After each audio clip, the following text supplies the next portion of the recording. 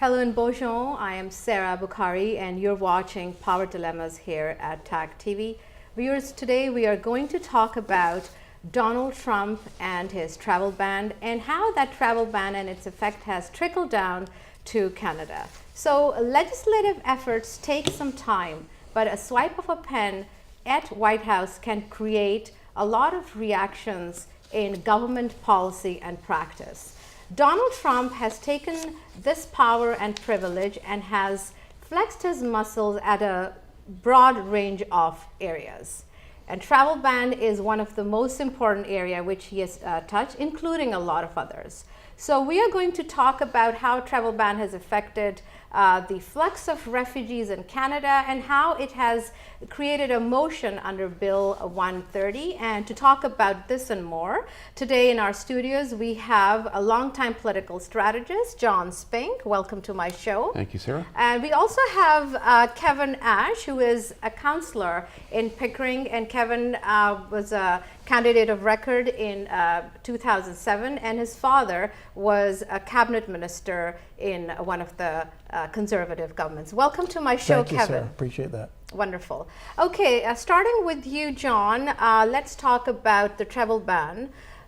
Why did Donald Trump order this travel ban, and do you think is it a Muslim travel ban? Well, I think that he felt that he had to do something because as far back as a year and a half ago, he did make a commitment at that point. He said that he was going to ban all Muslims entering the United States for a period of time. I think he said until we figured out what was going on.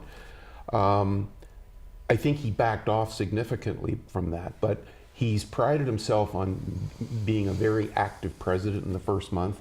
There's certainly no dust gathering. He's moving ahead on a lot of these fronts.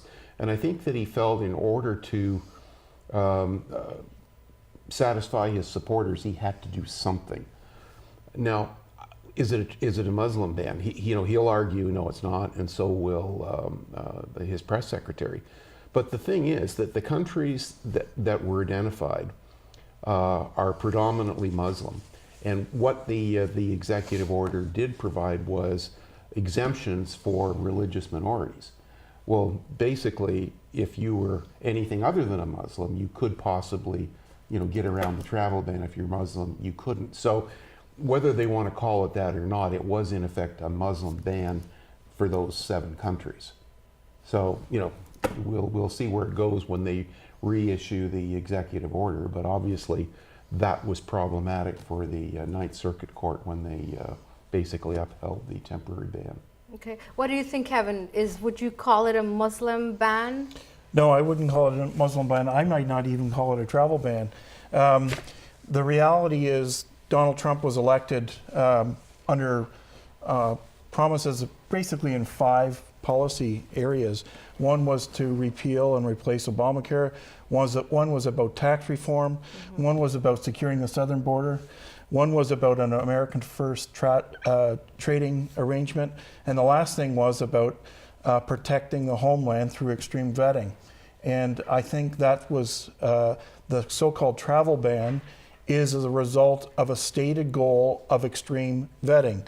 Is it a Muslim ban? No, I don't think it is. 85% of the world's Muslims are still free to apply through visas or refugees. It targets 7 countries that were targeted not by Donald Trump, but by the previous administration in 2011 when President Obama, in essence, had a travel ban for people from Iraq. It's not true. But there are 7 countries. 4 of them are stated as state sponsors of terrorism, and 3 of them of terrorist safe havens. So I think it was to back up a campaign pledge that, as John has articulated, mm-hmm. And there is certainly disagreement, as John stated, about what Obama's was in 2011, but it was about safeguarding the homeland from Iraq in 2011, mm-hmm. and I think President Trump has expanded that definition. Yeah, can I just talk to that? I mean, what you're referring to is a 6-month period where the Obama administration basically slowed the whole process down because of an incident where there was 3 Iraqis that were arrested in Kentucky, I believe it was, that were supposedly plotting some sort of terrorist act. There was never a ban put in place, but rather they did slow the whole process down and significantly increase the vetting of potential refugees. Now, the one thing that needs to be pointed out, that refugees getting into the U.S., they go through some of the most extreme vetting now. Even under Obama, it's a 2 to 2.5 year period before they ever get approval to come into the country. And there has never been a documented case of any form of terrorist incident committed by refugees from any of those 7 countries. Yeah, it's a very strict vetting process. Yeah, I mean, but the reality is, those 7 countries, 6 of the 7 have no central government. The 7th is arguably has a central government. So the issue of vetting is a legitimate concern, and we see our friends in Europe having similar issues about refugees streaming into their country without the needed vetting. I mean, I think we can all agree that refugees are a good thing. Sorry, immigration is a good thing. Having a safe border is a good thing. There's certainly just disagreements on what the potential risk is and what the potential remedy is. Yeah, but no argument with that. But I would, at this point, I think you can focus later about this issue that isn't he cherry picking? Isn't he picking just these 7 countries for the travel ban? Why? How about Saudi Arabia? How about Pakistan, who have been? We found Osama bin Laden in Pakistan. Well, why isn't Pakistan and Saudi Arabia in the list? Iran, Sudan, Syria, Iraq, Libya, Somalia, and Yemen. None of them, with the exception of one, arguably, don't have a central government. Saudi Arabia has a kingdom, has a foreign government, we have an embassy, we have a presence there. There is an opportunity for vetting. There is an opportunity for a review. And arguably, in these 7 states, these 7 countries, many of them war-torn, with civil war going on, there is not the same opportunity for any country, including the United States, to have a review to make sure that the people coming in are not a negative influence. And I'm not saying terrorists, I'm just saying a negative influence. No, I hear you, Kevin, but whether these countries have functioning central governments or not, whether it's the State Department or the CIA, they're not going to go to whoever is in charge in the Sudan and said, would you investigate this individual and assure us that he's not a terrorist? They're not relying on those countries to do the vetting for them. But when you talk about Saudi Arabia, when you look back at 9/11, that 9 of the hijackers came from Saudi Arabia. Bin Laden himself was a Saudi national. In fact, the Bin Laden family are one of the wealthiest big construction companies in the entire kingdom. I would be willing to venture that the major reason why Saudi Arabia wasn't on that list is that the United States needs their oil. And there's a lot of U.S. business interests in Saudi Arabia, what there isn't with some of those other, I will call third world countries around the area. And I think that's a factor. I think it's a reality. Well, I don't, before we went on air, we talked about the reason for conflict in our world is resource-based. It's about oil, or it's about food, or it's about water. It's often about religion. So my only point is these 7 countries are not Donald Trump's 7 countries. These 7 countries, countries are listed as state, I want to be correct in the terminology, state sponsors of terrorism or terrorism safe havens. This is not a Donald Trump adjective. This is a State Department adjective that might have been, the author might have been John Kerry. The author might have been... I think it was even before him. It could have been Hillary Clinton, or it could have been, it could have been before that with Bush too. I think in the 90s, the term was coined in the 90s, yes. I believe, Well, it might have been after 2001, after 9/11, but I'm not sure. So I think the 7 countries are legitimately picked. Should there have been others? I don't know. But I'm not sure if John's advocating to have a greater ban or not. I'm advocating there shouldn't be a ban. I think that the vetting has to be done, and whether you want to call it, in extreme vetting or whatever, I don't disagree. I think though that today, the fact that it takes 2 to 2.5 years to thoroughly vet the background of a potential refugee, if you can't find something in the background in 2.5 years, then I think they need to replace their entire State Department and National Security Council. But the reality is this executive order is for a period of 120 days for 6 of them, and indefinitely for Syria. Exactly. I was going to. So I mean, there's outrage for in my view, from the alt left, some of the left wing media, certainly biased media. 85% of the Muslims in this world are still welcome to visit, to engage, to. For now. But that certainly wasn't what Trump campaigned on. Well, you know what? I think being a candidate and being in government, sometimes things are moderated. We're seeing it on other immigration. We're seeing it with his acceptance of the Dreamers.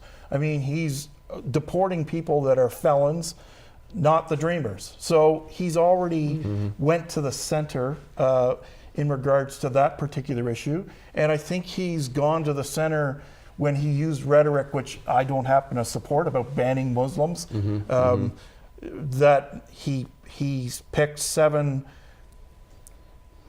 Muslim countries. predominantly Muslim countries that have a history of terrorism.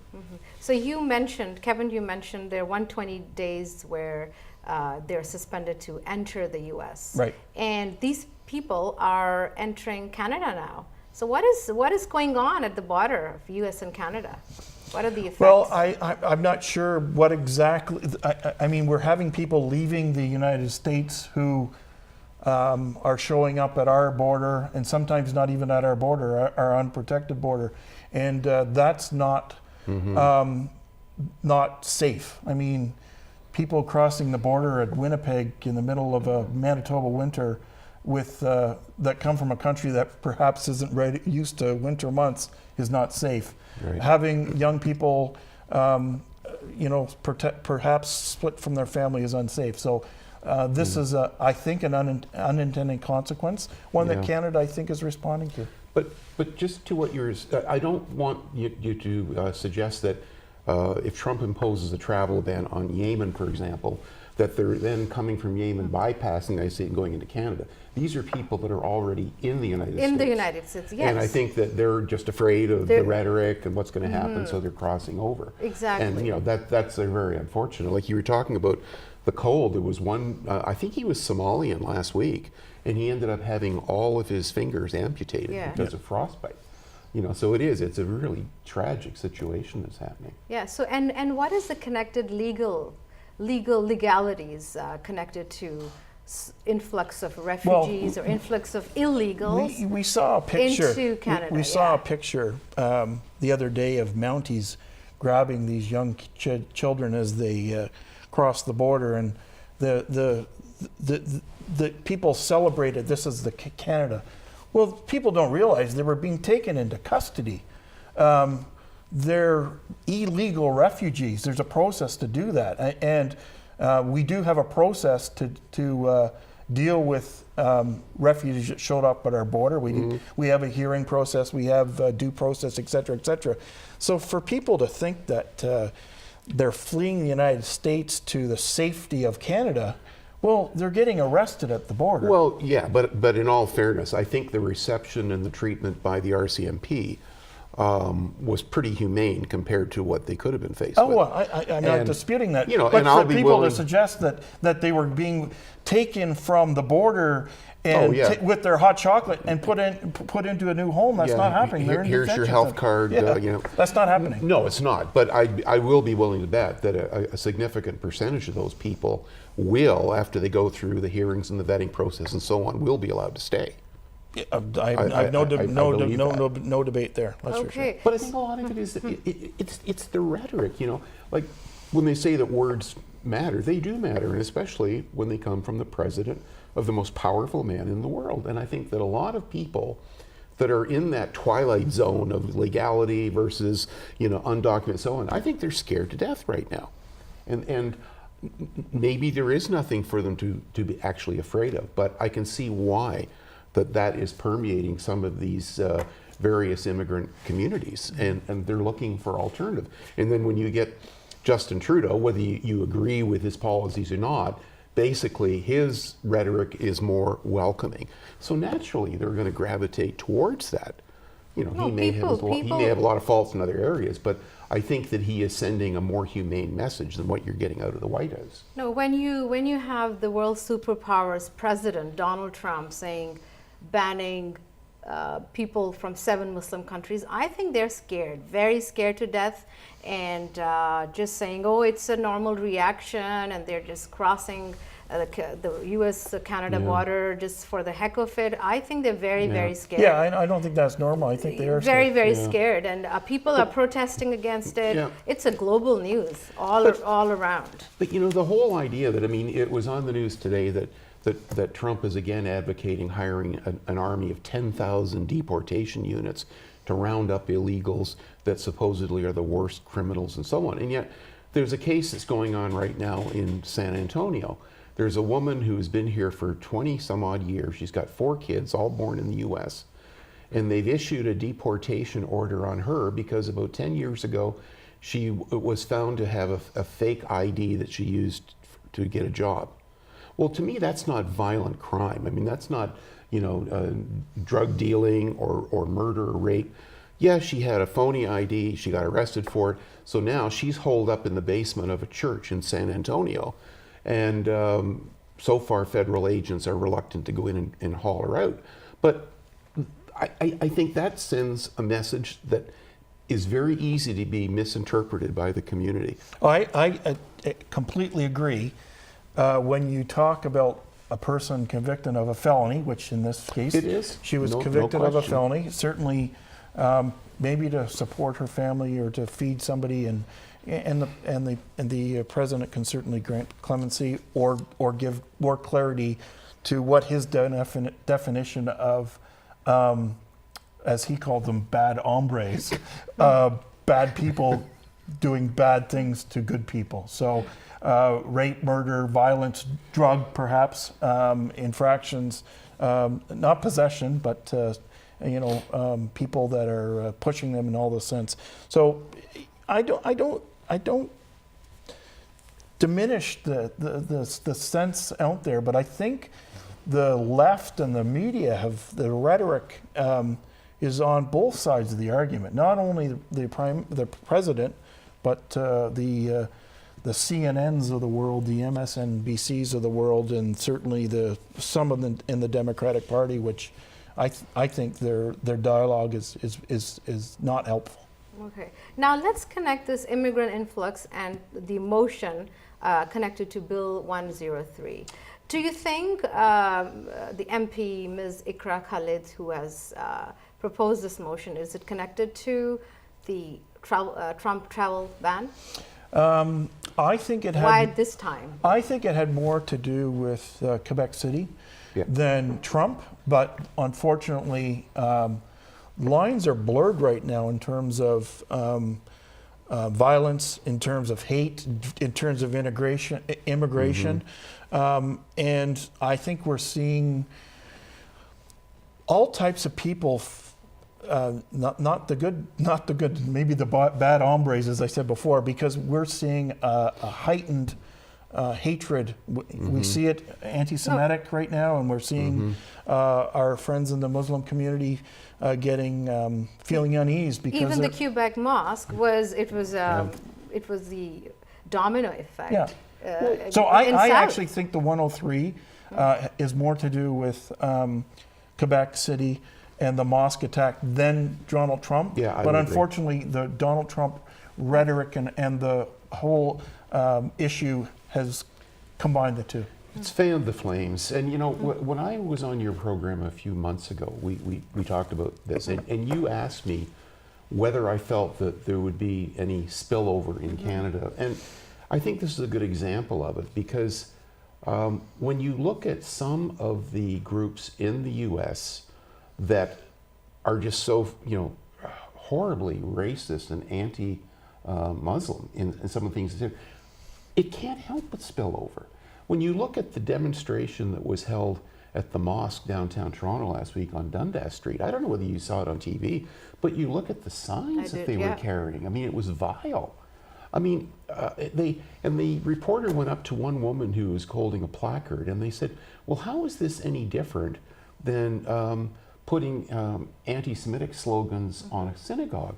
And she said, "It's altogether different because Muslims are evil." And that was their response. So there is this Islamophobia that's out there right now, which is a fear of Muslims, because this MP that tabled the motion, which by the way is a non-binding motion, but the threats that she's received. I mean, I was just looking at something on Global News. I mean, she's received messages in her office: "Kill her and be done with it." She's here to kill us. She is sick and she needs to be deported. Why did Canada let her in? Ship her back. Why don't you get out of my country? We will burn down your mosques.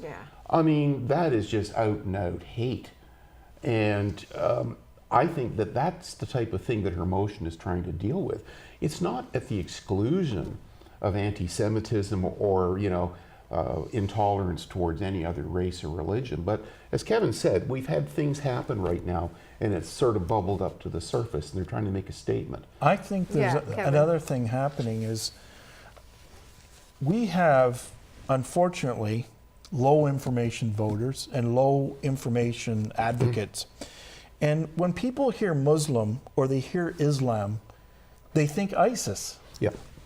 They have nothing to do with each other. That's scary. Shouldn't They have nothing to do with each other. You're I mean, right. I was at a mosque last week. They invited all the councillors to talk about Quebec City and how we could support their community.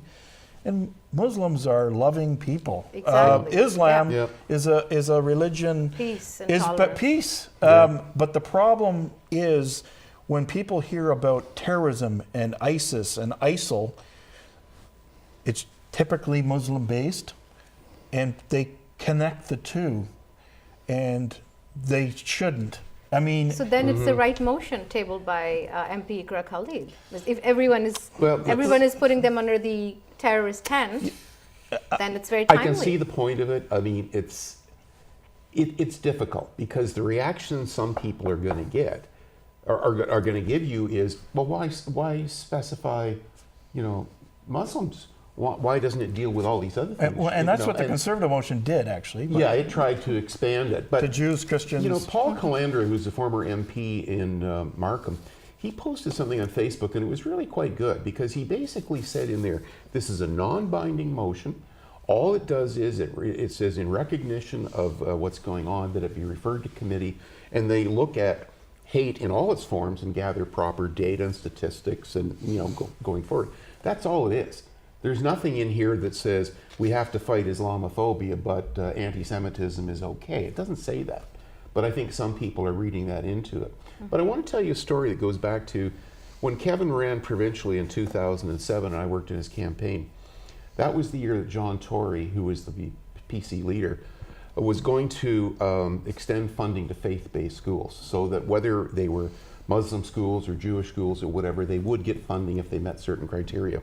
Kevin and I went to a dinner. It wasn't even a political dinner. I can't remember what it was, but anyway, there was a gentleman that had actually worked for Kevin's father when he was an MPP. So he had been a very active member of the PC party for many, many years. He came up to Kevin and I and he says, Kevin, I'm really sorry, but I can't support you this time. And Kevin asked him why, and he says, because if you're elected, you're going to use my tax dollars to teach Muslim children how to kill us. How to make bombs. How to make bombs. That's the misinformation. Yeah, And this is 10 years ago. misconception. Yeah, that was 10 years ago. This is So, but fresh after 9/11, but Yeah. still. But it's fear of the unknown. It's people that don't understand, Islam, or I would dare venture that they probably know just as little about Hinduism and Judaism and everything else. They don't understand. And so they tend to fear the things that they don't understand. And I think that's part of human nature. But when Kevin's saying we have an uninformed public, that's very true. There was jokes all over the place about Trump's senior counsel, Kellyanne Conway, on a TV interview, and she made reference to the terrorist massacre in Bowling Green.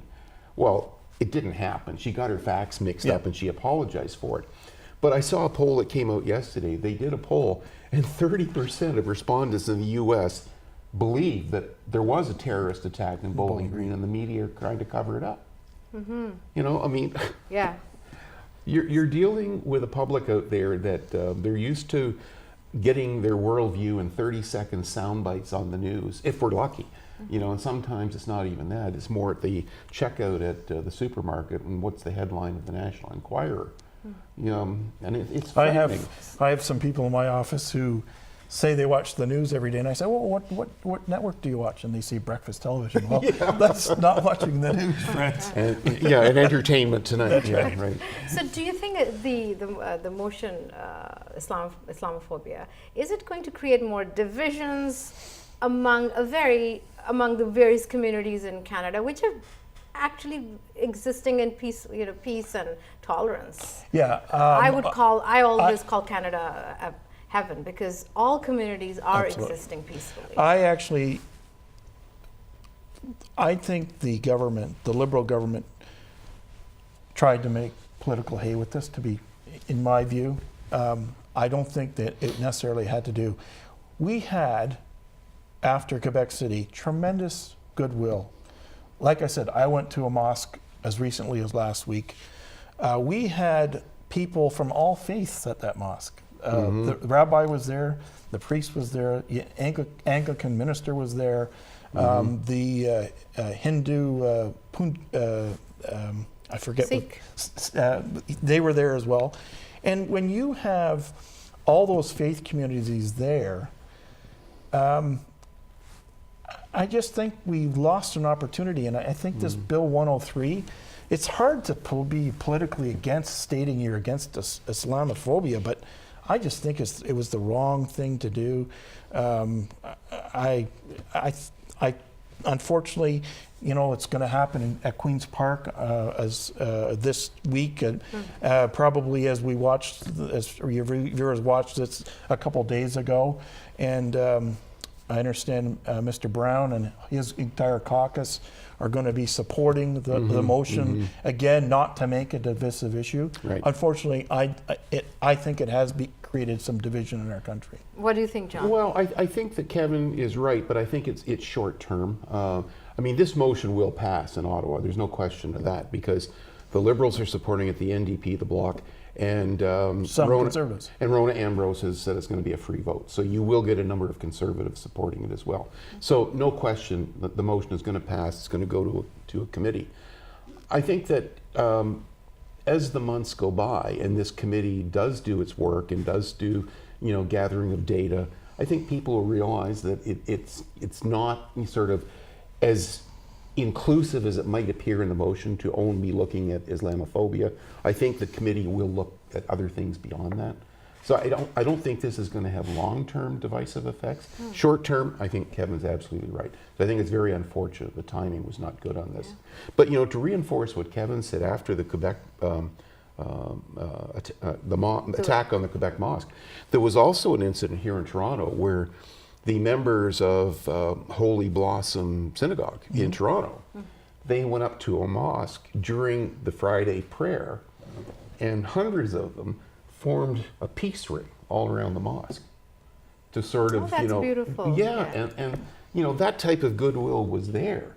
And it's very unfortunate that you then get the type of protest at the mosque down on Dundas Street and the vile signs that were being held, and we should be talking about the good things as well. And recent anti-Semitic actions. There's been, people leaving vile messages of a Jewish cemetery knocking over with headstones over. I mean, it's almost people feel that they can do this without any type of consequence, and I don't think that's very Canadian. Yeah, no. Putting it in perspective, we've always had incidents like this. This isn't something that's only just happened. we've had incidents in the past, more likely anti-Semitic than anything else, where you get swastikas painted on, synagogues and so on. But right now it seems to be bubbling up to the surface, and I do believe, and Kevin will probably disagree with me, but I think that's the collateral damage you're seeing from what's going on in the U.S. with the rhetoric. I mean, Kevin and I have very different opinions about Donald Trump, but it's not fake news that the Ku Klux Klan and the American Nazi Party endorsed Donald Trump. That's a fact. Yeah. Did he do enough in disassociating that support from? I don't know. That's an item of debate. But you've got some extremists down in the States. I think we're heading towards a very interesting part. Viewers, let's take a break at this time. We are having a wonderful, interesting debate about the travel ban, the motion on Islamophobia. Let's get back. Stay tuned.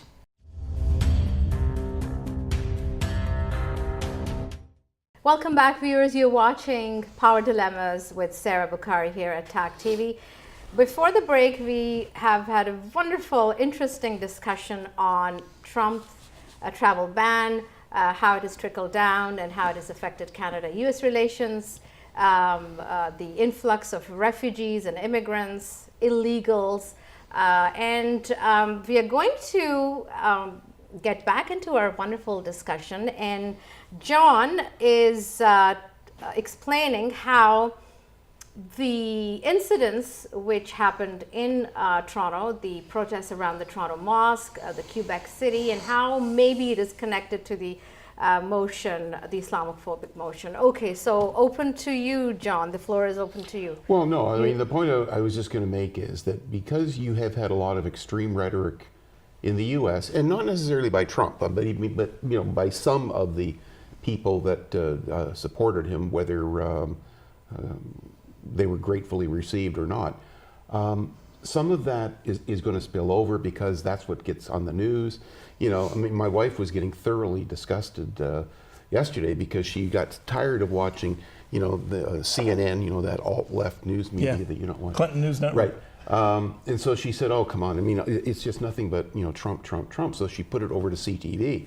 And there was Sean Spicer, the press secretary, speaking. Put it back to CBC. Then it was somebody else in the Twilight. So you can't avoid it. So what goes on in the U.S. is going to be the main news item here right now, because you've got a new president. Every day something different is happening. They've got a tweet alert now whenever the president is on Twitter, they say incoming. So you never know what's going to happen. Yes, so CNN was saying, what now? Yeah, what so is new now? everybody's paying attention. So there's no way that it can't have an impact here. And it is going to influence some people with what they see on TV. And most families that I know, they either have friends or relatives in the U.S., so there's always that communication and travel back and forth. So it's unavoidable as far as I know. So Kevin, what do you think about the ripple effect of the extreme rhetoric by Trump in Canada? Well, I think there's extreme rhetoric on both sides of the argument. And I know John doesn't want to revisit the election and what happened, but the reality is Donald Trump ran a campaign based on policies and he also ran a campaign based on his personality, which I don't happen to like, but some of his policies. One of his big policies that I think has impacted this negativity is his America First. People think America First goes back to bad days, but I think America First to a lot of people is about fair trade. Fair trade might mean unfair trade in Mexico and China and etc. Those people in Mexico and China are different. That's what some of his supporters believe. So that America First idea, which I think helped them get elected, unfortunately, some people take it the wrong way. But Donald Trump won a significant electoral college victory. He won 60% of the states. He won 85% of the counties. He lost most major cities, and he lost two of the largest states, California, New York, which is why Hillary Clinton won the popular vote. So some of the things from the election are still impacting as he's governed. And the America First trade issue, I think there's an underlining theme that's I'm uncomfortable with because people have taken it the wrong way. Yeah. So, John, do you think, are you taking it the wrong way? No, I think Kevin is onto something there. I think that's right. First, I'll go on record as saying I do believe in free trade. I think that helps everybody in the long run. The problem is when the North American Free Trade Agreement was between Canada and the U.S., you basically had equal partners there. As soon as you brought Mexico into it, where the average wage is 10% of what it is here, there are potential problems there. And I think Canada, we have the danger for us is that we're going to get caught up in all of that. From what I've talked to people in business, I've talked to economists, and I think that most people agree that the free trade agreement between Canada and the U.S. has worked fairly well and has served both countries well. You don't hear of blue-collar union workers in Pennsylvania and Michigan losing their jobs because they moved their assembly plant to St. Thomas. No. That's not what happened. It's because they moved to Mexico, where they can pay them $3 an hour. Or they get the parts from China. Yeah, I worry that we're going to get caught in that. But you know, it's interesting that last week I had the occasion to talk to a Catholic priest, and I said to him, okay, tell me something. You know, you're a religious man. Why did someone like Donald Trump appeal to the religious right in the U.S.? Like, it can't be his personal lifestyle and, you know, this, that, and the other. And he said, I don't think religion had anything to do with it. He said, if you look at the people that supported him, yeah, they may be associated with some of the Christian right churches and all the rest of it, but it was primarily the message about blue-collar jobs being lost. It was economics rather than morals and religion. But the problem is that whether the jobs go to Canada or Mexico,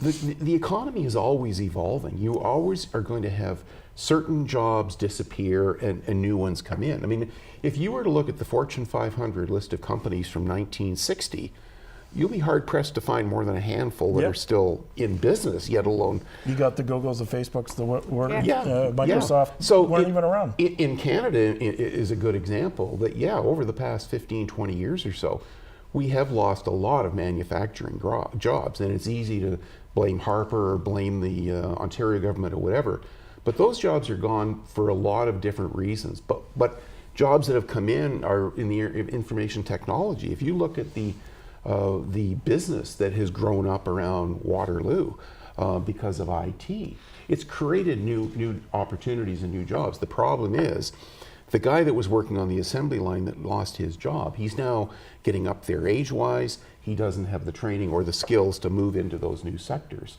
So, there is an example of collateral damage. And I think that as a society, it's in our best interest to do everything we can to help retrain those people and provide other opportunities for them. But there are definitely going to get people that get hurt. And I think the most recent dialogue, Mr. Maroney down in Florida on the weekend, I think Canada is going to be fine with this trade war. Yeah, because Justin Trudeau said that. And it's I think not my responsibility to lecture Trump. And the Prime Minister, who I disagree with almost on everything, I commended him for his performance in Washington. I thought he was professional. I thought he was balanced. I thought he had a good tone and message. And I think that will help the Canada-U.S. relationships.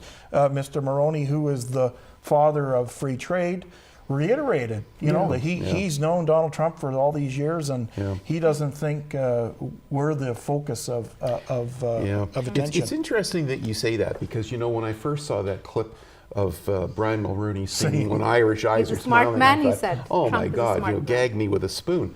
But the more I thought about it, you're right. I didn't realize there was that much of a personal connection, and apparently Trump's sons and Mulroney's kids were friends and stuff.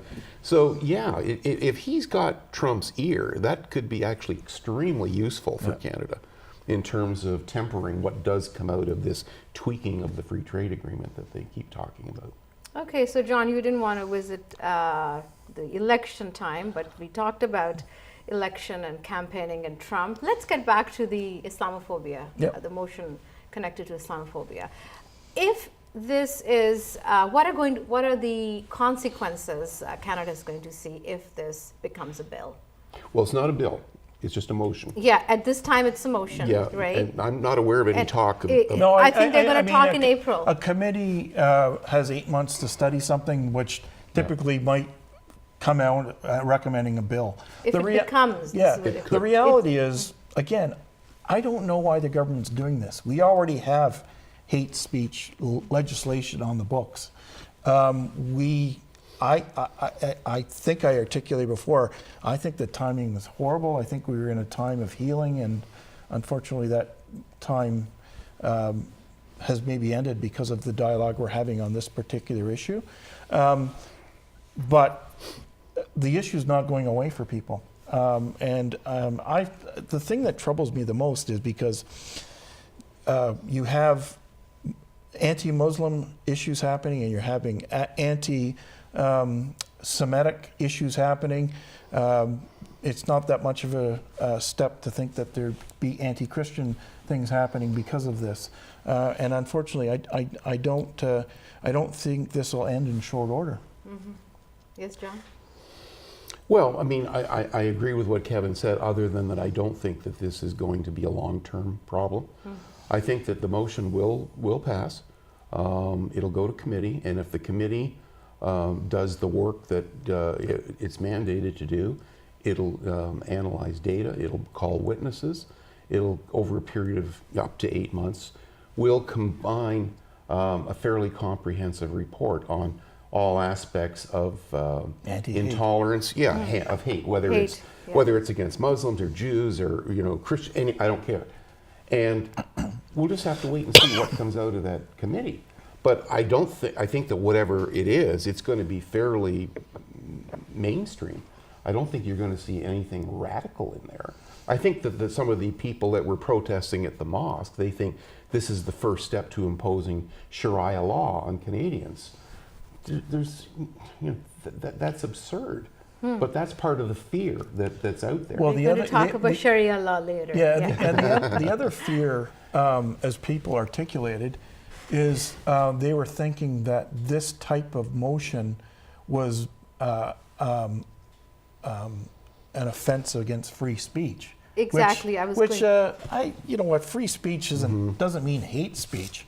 Free speech means you can say what you want. You can't have hateful speech. I mean, I think that's an accepted norm. And unfortunately, people got into that dialogue as well. Yeah, but it's interesting that you mentioned that I always thought that a hate crime was inciting people to violence or do harm. And yet, I don't know what made me recall this today. I guess all this talk about free speech. If you go back 30 years, there was a German whack job named Ernst Zundel that went around giving speeches saying that the Holocaust didn't happen. Yeah. No, he wasn't saying, let's burn synagogues and kill Jews. He was saying, I don't believe the Holocaust happened. He was arrested and he was charged with a hate crime. He was put in prison and then he was deported back to Germany. Was that not free speech? We're saying that was a hate crime. There's a thin line, exactly. Yeah, and everyone knows. I think it's a moving line too. Yeah. I do. Moving in a thin line. And very subjective hate sometimes. Speech is not freedom of speech. Yeah, and you mentioned Sharia law because, again, that's another issue where people have low information, and they're not aware of what it means to Muslims, and they don't know how it would affect them. To suggest that it's going to be the next step in our criminal code, it's unbelievable. It's not happening. I may have mentioned to you, in a previous life, I actually lived in Saudi Arabia for 2 years. Yeah. So I lived in a society that was governed by Sharia law. And certainly witnessed how justice was carried out and so on. And I would never ever want that sort of imposed in North America. Because people coming to Canada are leaving that kind of lifestyle, and they want to exactly. live in equality and freedom and women equality. That's Yeah. the main reason people are leaving that kind of ideology. Yeah, yeah. Okay, wonderful folks. It was awesome having you here at my show. Thank you very much, John, Kevin. And thank you very much for listening to our show, which talked about the spillover of the extreme rhetoric from Trump into Canada. Keep watching. Thank you, and bye-bye. #1 multicultural channel. This is TAG TV.